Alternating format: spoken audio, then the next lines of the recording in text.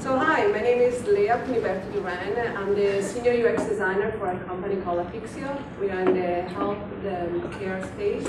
We do natural language processing and cognitive computing to extract the large data and analyzing it. I've been working as a designer for over 20 years. And in the past 5, I have been focusing mostly on healthcare. So prior to Apixio, I worked for a company called eHealth. It's an online marketplace for insurance, and I work with their Medicare division. And during the time, I conducted several research, both quantitative and qualitative. I was fortunate enough to talk in depth with about 30 different seniors and understand both behavioral and attitudinal, and as well conduct some co-participatory design studies. Okay, so who are seniors? So seniors, depending from different countries, those are people that start accessing entitlement. In the United States, people start usually accessing entitlements such as Medicare around the age of 65. And so this is where our talk is going to focus about, 65 and older. I will be mentioning 2 demographics that comprehend seniors. One is called the Greater Generation, which are people that are born between 1925 and 1945. And these are people that are right now in their 70s and older. And then there is a younger segmentation that are so-called baby boomers, and those are the people that are born after the war in 1946 until 1964. So why should we design for seniors? Why should we care? Seniors make up a sizable portion of the US population. According to the 2010 census, there are about 39 million of seniors in US. That makes up 13% of the population.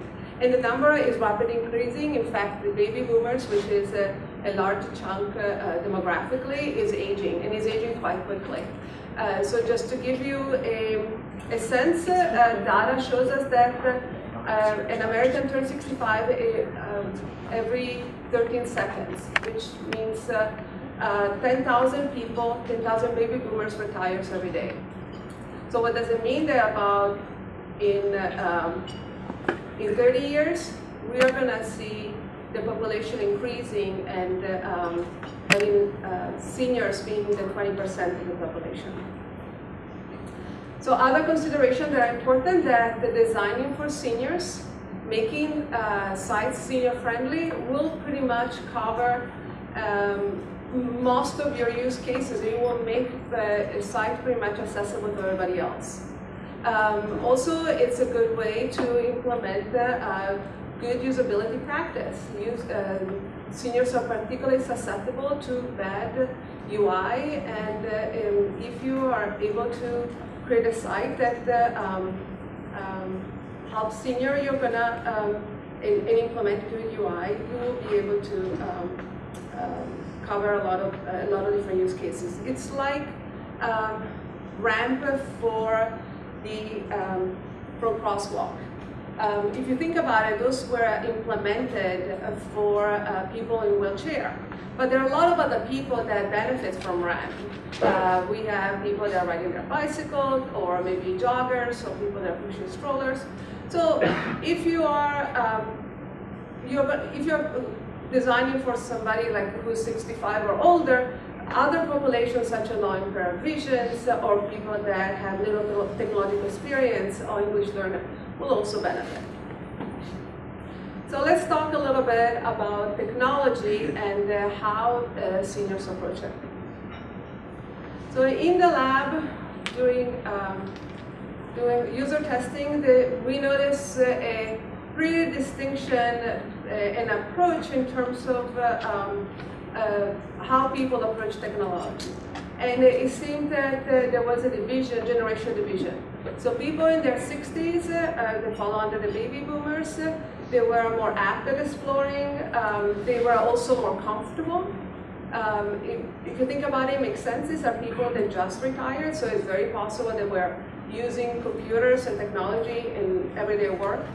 While people in their 70s were much more risk adverse. Those are the people that come from the generation that's seen the dawn of computers, where computers were this large machine that you could break on the touch of the button.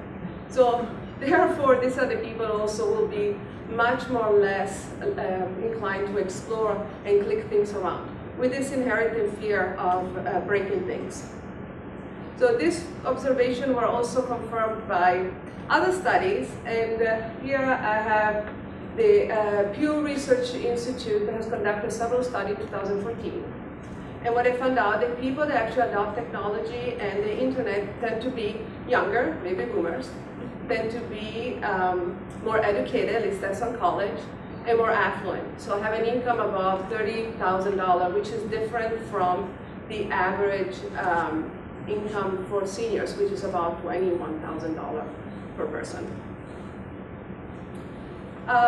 Also, other interesting facts are that about 60% of the population 65 or older access online, and of that, 47 has broadband. And why this is important, because having broadband, you're able to have a much more seamless and rich experience than having a dial-up and waiting for your page to load. And once they start logging in, going online becomes really part of their routine. So 71% go online every day, and 82, which is a huge number, go online at least once a week. So what do they do? The number one reason for people to go online is to connect with loved one and family. 75% of them. Other reason, number two reason, is shop online, which is about 58%. And then research about healthcare and health need, which is about 53%. And then also look for bargains. These are people that are penny pinched. They live on a fixed income. But also, read news, keep up with the communities. So in this slides, I wanted to talk a little bit about technology adoption. And the gray bar represents technology adoption on all adults of population, while the green bar represents technology adoption on senior over 65. So you'll see cell phone and laptop, the adoption rate is very close. We're starting to see a little bit of a difference with newer technologies such as smartphone and tablet, which makes a lot of sense. I mean, we're going to be talking pretty soon about what does it feel, the kind of limitation that people experience. But there is, smartphone and tablets are those kind of newer technology that people are less inclined, especially senior, are less inclined to or encounter more difficulty. Maybe because of dexterity, maybe because of a lower size video screen, and in general, there is a substantial amount of seniors that express trepidation around the idea of adopting new tools and require assistance. Also, it's important to consider that physical challenges play a role. 23% of older adults indicate they have a physical or health condition that makes reading difficult. So if you can imagine reading on a small screen, that could be challenging. While 29% of seniors declare they have a disability or a chronic disease that prevent them to participate in common activity. And those are the people that will go less online, and then it happens they will have less likely broadband, and of course they will not own a smartphone. So let's talk a little bit about seniors, and as our body ages, what does it mean, and what does it mean in us them accessing internet and technology. So what are the changes we're looking for? Are going to be vision, hearing, motor skills, and cognitive processing. So let's start by talking about changing our vision. So listed here are the most common conditions that people experience. Presbyopia, the first one, which is the ability of, or the difficulty of not being able to focus across distance, is what require reading glasses. Is experienced by 100% of the population, and the people as young as 40 started experiences. Cataract is the yellowing of the lenses. It's a condition that happens over time, and it happens to pretty much 100% of the population. And so other things such as reduced pupil size, which makes us more sensitive to glare or contrast to low lighting, decreasing color vision, and loss of peripheral vision, such a thing as glaucoma. Those are also very common conditions. So what does it mean for our web experience? This is a page, an e-commerce page, and it is something, let's say, in a normal view that somebody would see with normal vision. And this, what would look like if you have presbyopia, you're not wearing your glasses. So now, there are different kinds of reading glasses available in common. One is the bifocal lenses, which you see here on your right. And the bifocal lenses are those glasses that have a clear definition between the top part and the bottom part. And the bottom part usually is where the reading correction is placed. So those bifocal lenses have a so-called like a reading zone, which is delineated. Here is the part where you can actually see. So this reading zone is where you actually see things in focus. There is another kind of correction, which are called progressive lenses. And those are the lenses instead, they don't have a clear demarcation of, between the lower and the top part. Those lenses have even a smaller, and I'm going to point here, a smaller reading zone. These are just to give you an idea. This is what it looks like, the same screen if you're wearing progressive lenses. So this is what we saw in the lab, was that people started using their head and moving around the screen because they wanted to see. You know, imagine you have a very small field view. And then also what happened was that this, they became almost hyper-focused to a very small area. So in our case, and I'm going to show you here in a second, we created a widget that, basically, it was a compare widget. It would appear when the user would click the compare, and the page would slide down. And people were completely blind to it. I mean, we couldn't believe it. The whole page was sliding down, right? And nobody would notice it. And so the widget was completely lost. So what we did was to create a ghosting. And you'll see here, you see that there is a kind of a ghosting that guides the attention to the user, to the widget. So once we did that, the widget became discoverable because people were starting to focus from the area where they are originally looking. There were two were following the ghost image, and their attention was brought up, and all of a sudden they could see the widget. So a design tip I want to share with you is like use animation to guide the user attention, because they do have this tunnel vision due to their corrective lenses from presbyopia. Another thing is cataracts. We talked about it. The cataracts basically is this progressive condition. It's the yellowing of the lenses. And it happens over a long period of time, so most of people do not realize it until their vision is really impacted and they need to have surgery. And what happens is the yellow is hard to detect. If you want to highlight features in yellow, they're not going to be seen or discovered. So as the eye ages, there are other things that happen. One of them is the decreased ability to compare elements or to decode recognizing icon. So I put these two icons here, which are very different icons, and they have very different meaning. One is a lock icon, and one is an upload icon. But you see, when they're reduced, if you are somebody that has already trouble comparing and discerning the difference between the elements, they become kind of identical. And the same thing about the reload and the back icon, which are very common icons, but they're so confusing to users because they're two arrows and they're pointing in the same direction and they don't know which one is what. So what we need to do was really adding this label, these signifiers that made it really, really clear. And they were not just a kind of generic label. These were very explicit label. So we had a screen locked instead of locked, upload files instead of upload. And that made a really big difference because we needed to help and assist older adults to kind of navigate.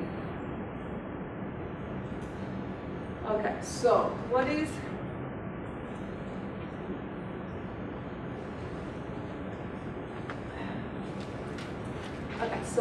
visual search? Visual search is what we do when we are in a supermarket and we're looking for our favorite brand of cereal and we're scanning through the aisle. Or when we're looking at the crowd, looking for a friend. Or when we're playing Waldo. Visual search we've seen in the lab changes as you grow old. Why? There are studies that show that there are changes in the eye tract. People are not as accurate and fast. So things like moving text or long line of text, they're difficult. They're not as accessible. As well as, we reduce ability to detect changes in visual stimuli, which we kind of talked about it earlier. And also an overall decline of the peripheral vision. So again, what we saw in the lab, that people are getting older, but they have to get by. So they started developing coping mechanism. And one of the coping mechanisms that I felt was very unique is how they scan a page. First of all, if you think about the younger users, a lot of us probably have seen in the lab that people have used kind of like a circular motion. When they go to a site that they don't quite know, they move around the mouse in a circular motion to kind of determine the different things that maybe be popping up, or maybe there's a link. Seniors don't do that. They use the mouse as a tracking device, as a way to stabilize their eye. And they scan the page from left to right and top to bottom in a very methodical way.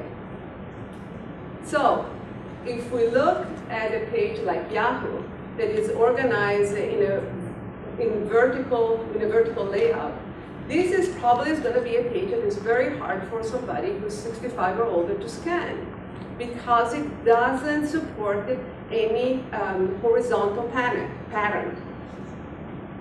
On the contrary, something like the newly designed Amazon, what they did is they really changed the layout to create this horizontal layout.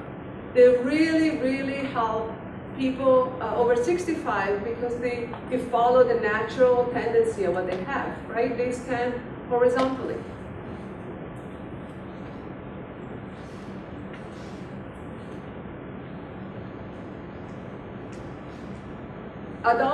Older adults are also very sensitive to typography, and these are people that, I will repeat this later on, they read a lot, they have the time to do that. So making font size bigger, we found that 16 pixel or bigger was important. Using font weight that it's at least a regular, avoid thin or light font. And using, of course, contrasting color. And as well, organize your font in the left line, because this is how they read, how they scan. So I have a typography background, and one of the things that they teach you in school and you practice when I worked in some magazine is to kind of the typographical golden ratio, which is something that I don't see a lot. I see a lot in the printed media, but I don't see a lot in websites. And the typographical ratio basically say that the line width, so how long is the number of characters per line, should be equal to the font size times the line height.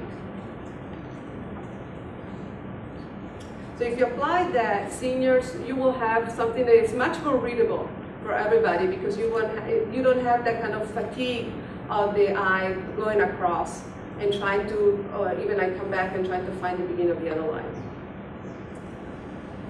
So we talked about eyes, and of course our ears are changing as we come becoming old. So what happens? We have trouble filtering background sound. We are kind of not hearing the high-pitched sounds. And the fast speech is hard to understand. And if you think about it, these are kind of, at least one of these features are very common in many instructional videos that are there on the web. Maybe there is like background music, or maybe there's somebody that speaks really fast. And it's, in my opinion, these are lost opportunities because these are, seniors are people that are very hungry to understand and learn. And they will be the user that will click and watch the entire video. But you have to make it accessible for them. So these hands, these beautiful hands, are from a woman who's suffering arthritis.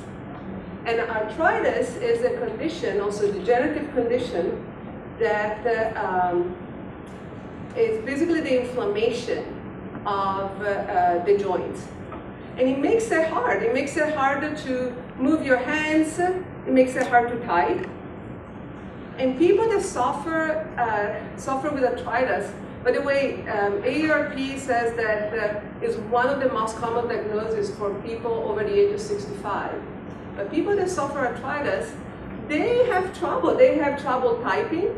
And in fact, a lot of times we saw people start looking at their keyboard as they were typing and not looking at the screen. So things like autocomplete and searches really confusing because I made a spelling mistakes and all of a sudden I'm given something that it's not what I meant, and I don't know what happened because I was staring at the keyboard. But also, you know, using the mouse is hard. So the Fitts law is it's a law that is used a lot in the human computer interaction and kind of like ergonomics. And it's a law that predicts that the time to rapidly reach a target, the time to do that is a function of the ratio between the distance to the target and the width of the target. So what does it mean is that for a senior, if you put call to action really remotely, really far, and then maybe they're really, really small, it's going to be more difficult, right, for them to reach it. And it's going to take more time, and it's going to be making the overall experience less pleasing.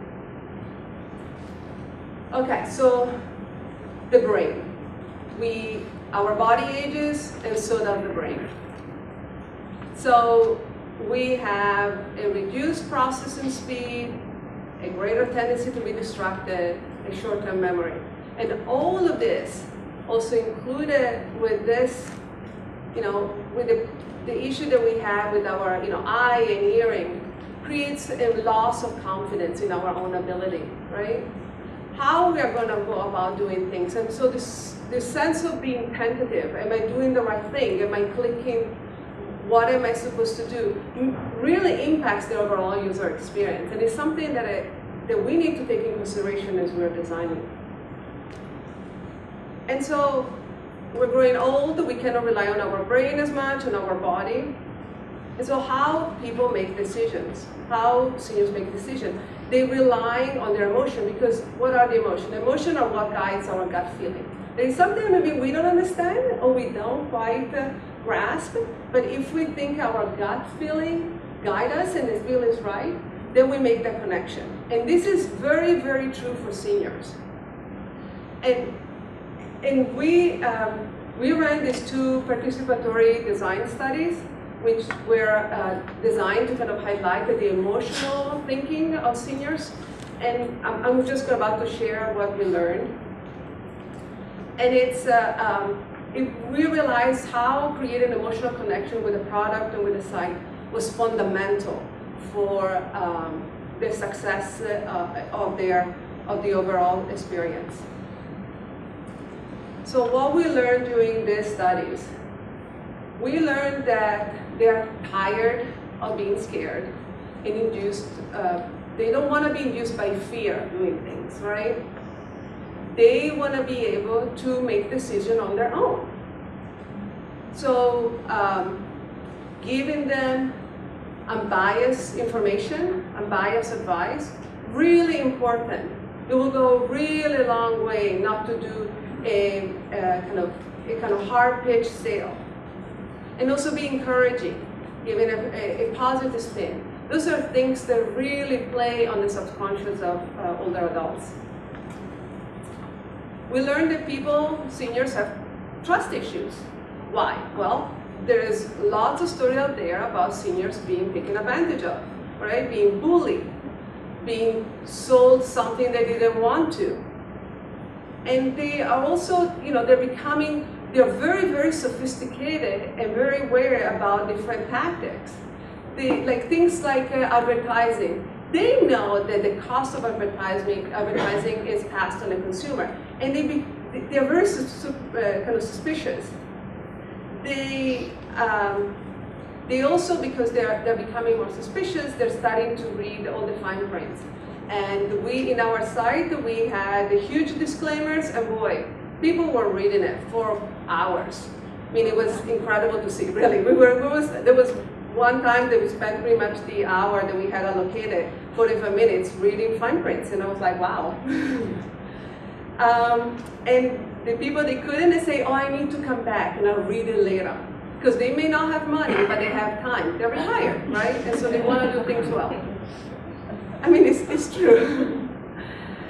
And then you hear, or either they experience or they heard from friends about being duped or bullied doing something, and they don't want that, they don't trust that. So giving the tools to make their own decision really goes a long way to gain their trust.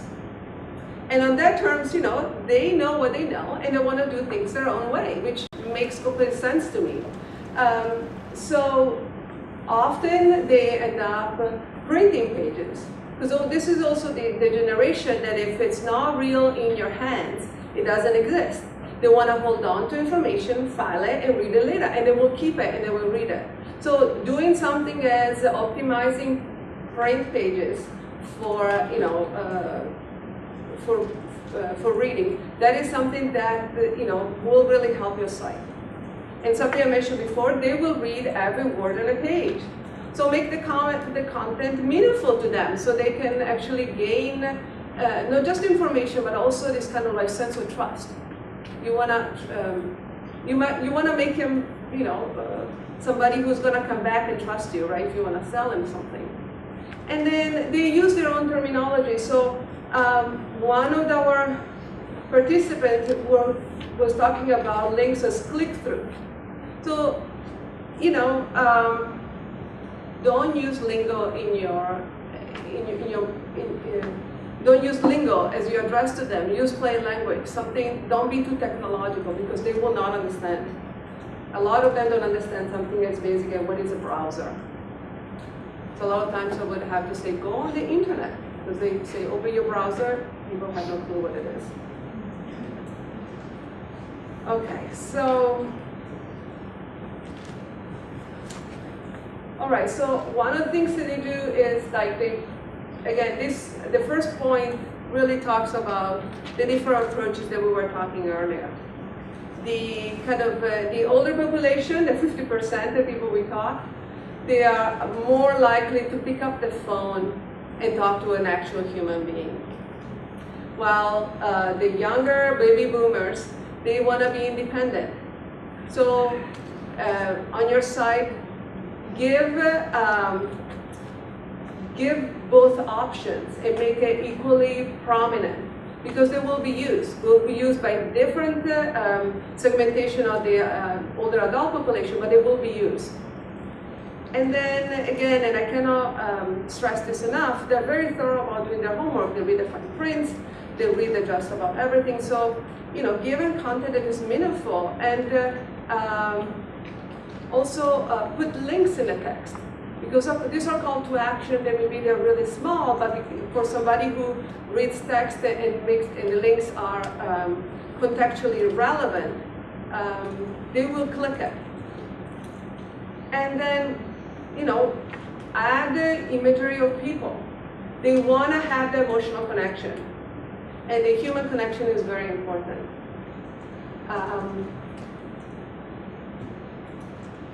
And this is an actual quote that we had from our participant in one of our studies, and I think it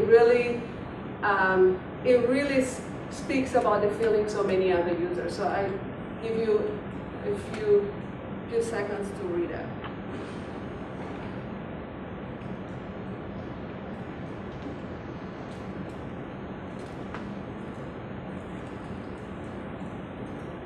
Okay, so this is the last part of our talk, and I'm going to walk you through a use case of a redesign that I participated for the eHealth Medicare site. So this is the legacy site that I inherited when I started working there, and the site had a lot of inherent problems. So after, and it was kind of the starting point of our design. So we redesigned the site, and this is what was the result.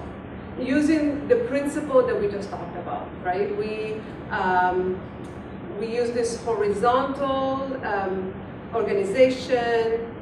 We created this kind of striped background so people could easily distinguish the different product. However, we launched the BA testing, and the site didn't perform quite as we expected it. And so what the quantitative testing told us. So the bounce rate was higher than expected, and people arrived to the page and left. And then a few that stayed didn't really click where we wanted it, didn't convert. So we were kind of a little stuck, and we started scratching our head and saying, well, what are we going to do, right? So we started looking critically at all the different elements, and I want to mention actually something else. So for anything related to Medicare and selling specifically to seniors, this site was extremely regulated by the government. We, especially the shopping experience, the bottom of the funnel, we had to file it to CMS, which is a government agency that regulates all things Medicare. And so we could not really change a lot of the content without going through an approval process. We were kind of a little stuck. What we could do was we could change the color of the elements, we could change the font size, but there was a lot of things that we could not really do. So we started looking very critically about elements, and the most important element was the main call to action, right? Make them buy the plan, the enroll button, and nobody clicked on it. So this was the original enroll button.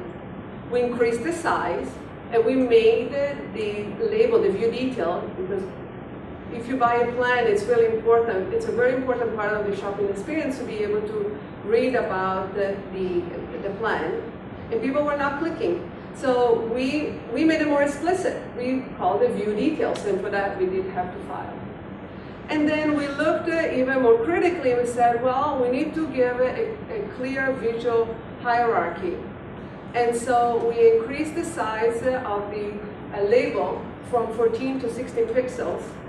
And then we removed the outlining around the view details so that it became just a link, a very explicit link. Another element was that was underperforming was this banner here. And the banner was placed strategically in the bottom part of the page. And why was that? It was placed under 4 different plans. And the idea was that if people kept scrolling, they may need assistance. They may be undecided, right? So, but we were surprised because we made it colorful, we made it stand out. but nobody was clicking it, and we couldn't really figure out what was going on. And then we start thinking maybe it's too colorful, maybe it's too bright, maybe it looks too much like an ad, right? And we talked about not being, beware of being hard sales. And so what we did, we just toned down the color. We changed the color of the background from this, you cannot quite see, this is a light yellow. And this is kind of becomes like a gray. And we made it more part of the design. And that really helped. You guys remember about the cataract? So one of our features, main feature, was this drug widget. It was something that was really enriching the experience of the user.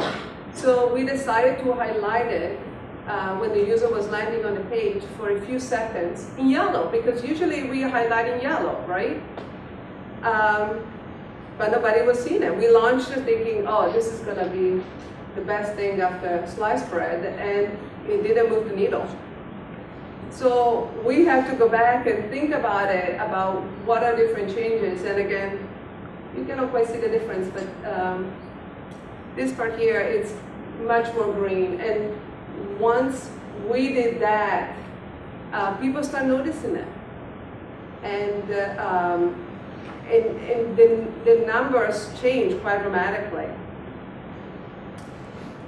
Okay, so I want to talk to you a little bit about the top of the funnel of this page, of this site. So this is what the site had thousands of articles regarding Medicare.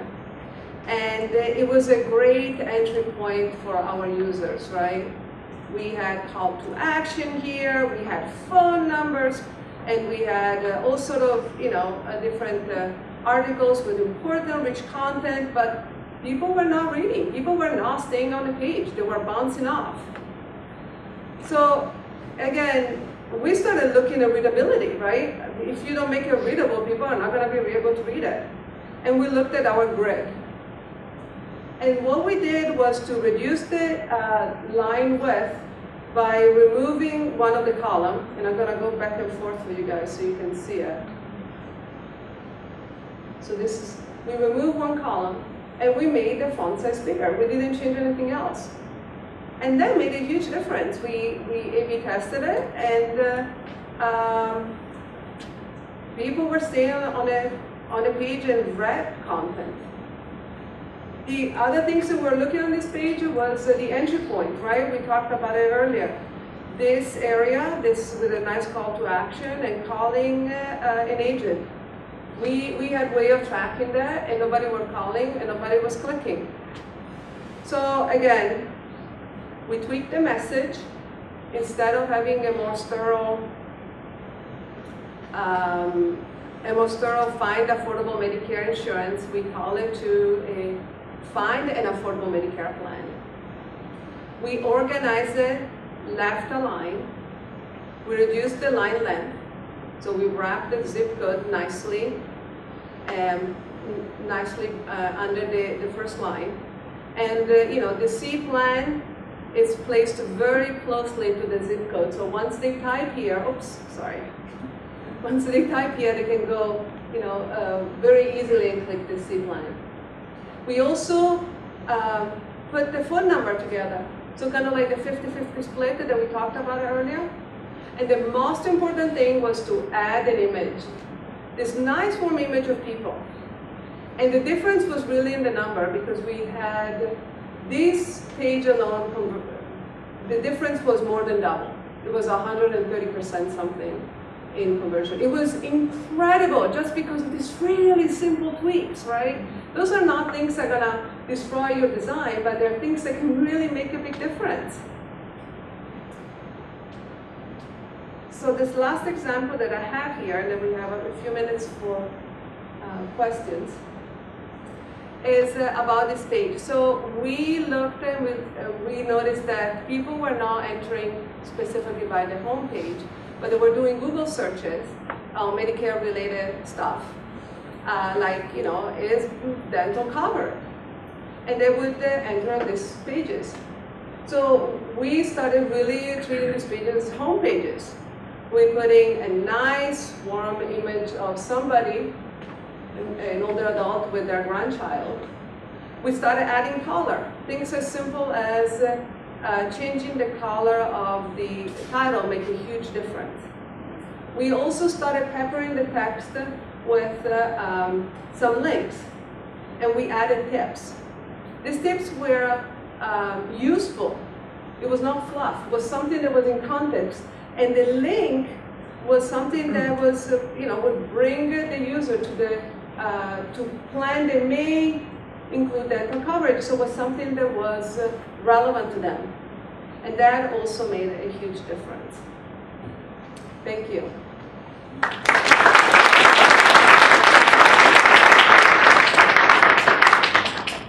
I also want to mention that as Apixio, we are hiring UI engineers. I left some of my business card on the table. If you guys want to know somebody or are interested, please grab a card and a little plug. And contact me later. Any questions? Yes?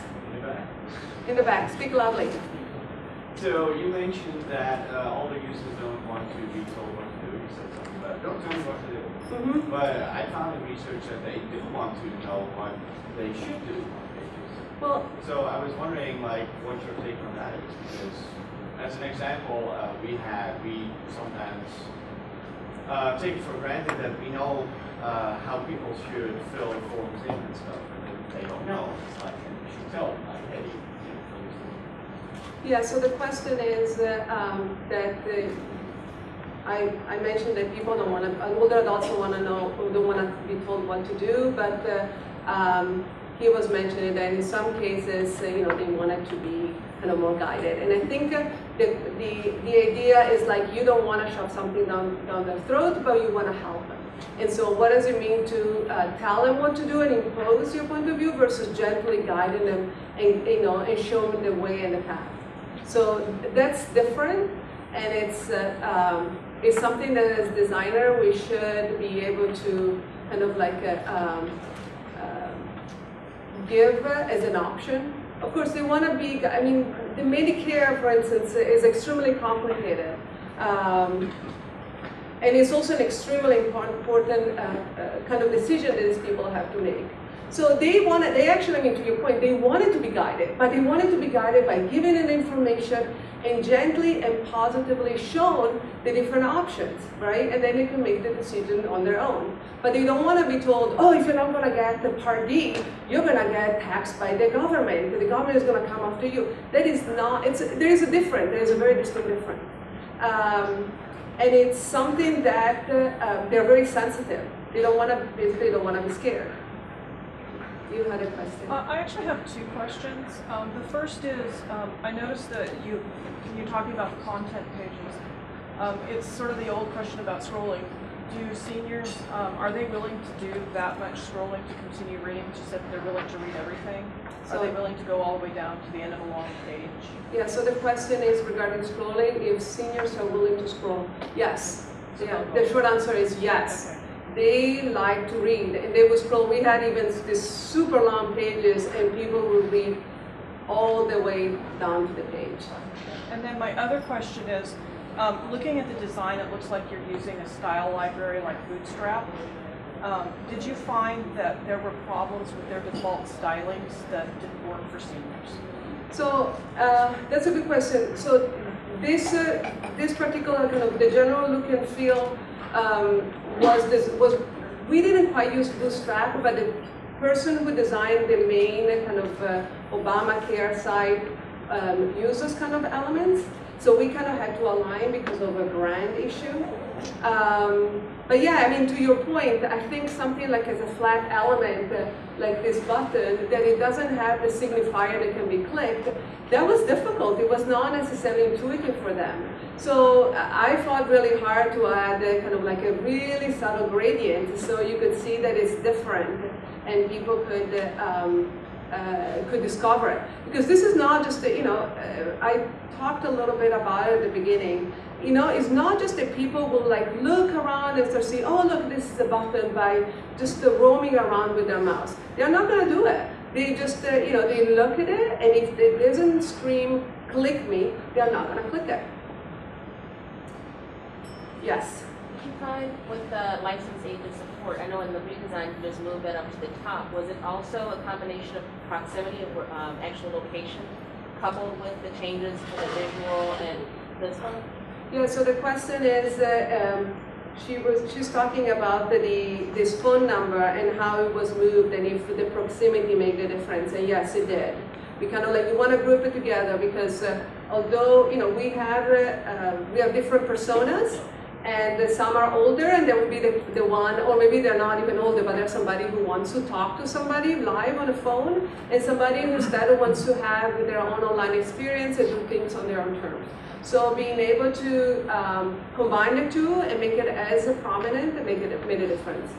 Another was somebody in the back. I noticed that some of my research, not only do they read and scroll, but they also read Twitter. But I noticed that on your second last slide, that you have a video for the top. And I found that in my research, seniors weren't really watching, I think it was your last slide. Oh, this like yeah, here. they weren't watching videos. Have you found that, do they actually watch videos? We saw, you know, that's a good point. I mean, the people that we looked at in the lab, they were watching video. It was interesting that, you know, we needed to make, again, the kind of more relevant, maybe kind of give them a cue of what the video was about. So kind of like a descriptive caption or titles, you know, the first frame, and tell them exactly what the video about. So again, they needed to be kind of like held hand and helped in telling them, okay, this is what's going to happen. You're going to click here, and this is what you're going to get. So they're kind of setting the expectation correctly. Yes? I have a quick question. You may have already covered this, and I missed it. How many people did you study overall for the work that you're Yeah. today? So yeah, the question is how many people, how many users to study. So I did about 30 in-depth one-on-one interviews, and then I conducted 2 participatory user study with about a total of 16 people in it. Okay, Amy? Yes. Did you use call data from people trying to use the website, and did they have particular problems that were related to being older, or? What do you mean by confidence? Like in Washington we have Shiva, and it's older volunteers helping people choose health coverage. So I was wondering if there was something like that in California where the volunteers could say, oh, these are common problems we have with older people using the website. Did you have other sources? So the question was if we use or talk to call centers like Shiva that volunteers help people making decisions. We didn't. We had an internal kind of sales agents. There were people talking on the phone. So we did spend, and they were actually based in Salt Lake City and in the East Coast. So we did spend some sizable amount of time just sitting next to them and then hearing the calls. And that was very, very helpful because you could see, you know, you could hear about people's problems, what they were looking for, and then kind of like understanding a little bit more about their mindset. Any other questions? Yes. I wonder if you have some suggestions for those older users that use smaller screens. Like, should we redirect them to like a desktop size or experience? So the question is how to solve for problems if people are using a small screen and to direct to the other side. That's an interesting question. I think it's what I noticed was that the people that had, for instance, smartphone, they would maybe use it for checking their emails, but not for going and kind of like going on and having a full-fledged kind of like web experience. So I think it's now a matter of push them in one way or another. These are the kind of like a decision that we'll make naturally. Because if it's something too small and you're having a hard time because of dexterity or because of the vision, you're definitely not going to spend a lot of time reading a lot of content. I mean, although, I mean, it makes a lot of sense it makes a lot of good designs and business sense to create a responsive site. And we started it, but we were definitely kind of not early adopters for responsive. Okay, so I think I need to vacate. But thank you so much. I appreciate it.